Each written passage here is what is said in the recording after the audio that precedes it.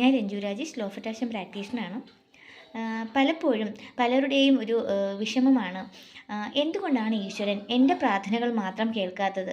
ഞാൻ എന്ത് പ്രാർത്ഥിച്ചാലും അതിന് ഓപ്പോസിറ്റായിട്ടാണ് നടക്കുന്നത്. എൻ്റെ ജീവിതത്തിൽ മാത്രം എന്നും വേദനകളും വിഷമങ്ങളും ദുരിതങ്ങളും മാത്രമാണ്. എന്തുകൊണ്ടാണ് ഇങ്ങനെ സംഭവിക്കുന്നതെന്നും. നമ്മളൊരു അമ്പലത്തിൽ പോയാൽ പോലും നമ്മൾ പ്രാർത്ഥിക്കുന്നത് വളരെ നെഗറ്റീവായിട്ടാണ്.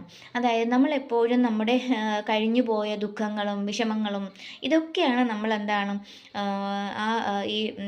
അമ്പലത്തിൽ പോയിട്ട് ആ ഒരു പ്രപഞ്ചശക്തിയുടെ ദിവ്യ ഊർജ്ജം വഹിക്കുന്ന ആ ഒരു വിഗ്രഹത്തിന് മുന്നിൽ നിന്ന് പോലും നമ്മൾ പറയാറ്.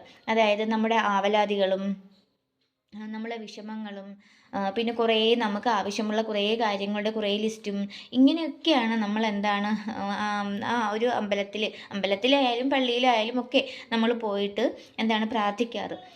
ഒരിക്കലും നമ്മൾ ഒരു അമ്പലത്തിലായാലും പള്ളിയിലായാലും പോയിട്ട് നമ്മൾ നെഗറ്റീവായിട്ട്, അത് നമ്മൾ പ്രാർത്ഥനയിൽ പോലും നമ്മൾ നെഗറ്റീവ് വേർഡ്സ് ഉപയോഗിക്കാനായിട്ട് പാടില്ല. നമ്മളെപ്പോഴും ഇപ്പോൾ എന്തെങ്കിലും ഹെൽത്ത് ഇഷ്യൂ ഉള്ള ഒരാളാണെങ്കിൽ എൻ്റെ അസുഖം മാറ്റണേ, അതുപോലെ കടബാധ്യത ഉള്ളവരാണെങ്കിൽ എൻ്റെ കടബാധ്യതകൾ മാറ്റണേ, ഇങ്ങനെയൊക്കെ ഉള്ള നെഗറ്റീവായിട്ടുള്ള വേർഡ്സുകളായിരിക്കും ഉപയോഗിക്കാറുള്ളത്. ഇത് നമ്മുടെ സബ് കോൺഷ്യസിലേക്ക് പോകുന്നത് നെഗറ്റീവ് ഫീലാണ്. അപ്പോൾ ആ ഒരു അമ്പലത്തിൽ അല്ലെങ്കിൽ ആ ഒരു പള്ളിയിൽ ആ ഒരു എനർജി എന്ന് പറഞ്ഞാൽ പോസിറ്റീവാണ്.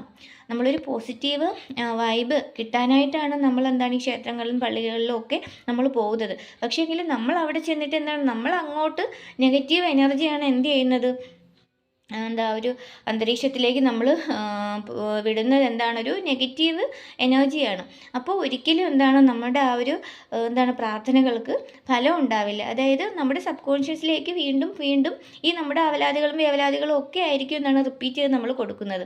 അതുകൊണ്ട് ഒരിക്കലും നമ്മുടെ പ്രാർത്ഥനകളിൽ ഒരിക്കലും ഈ ഒരു നെഗറ്റീവായിട്ടുള്ള വേർഡ്സോ ഒന്നും വരാനായിട്ട് പാടില്ല. നമ്മൾ കഴിവതും നമ്മൾ അറിഞ്ഞോ അറിയാതെയോ എന്തെങ്കിലും തെറ്റുകുറ്റങ്ങൾ ചെയ്തു പോയിട്ടുണ്ടെങ്കിൽ അത് പുറത്ത് മാപ്പ് തരണമെന്ന് നമ്മൾ ഫോർഗീവ് ചെയ്യണമെന്ന് നമ്മൾ അമ്പലത്തിൽ പോയി പ്രാർത്ഥിക്കണം. അതുപോലെ തന്നെ നമുക്ക് ഈ നിമിഷം വരെ തന്നിട്ടുള്ള എല്ലാ നല്ല കാര്യങ്ങൾക്കും എല്ലാ സൗഭാഗ്യങ്ങൾക്കും സൗകര്യങ്ങൾക്കും എല്ലാത്തിനും നമ്മൾ എന്ത് ചെയ്യുക, നന്ദി പറയുക.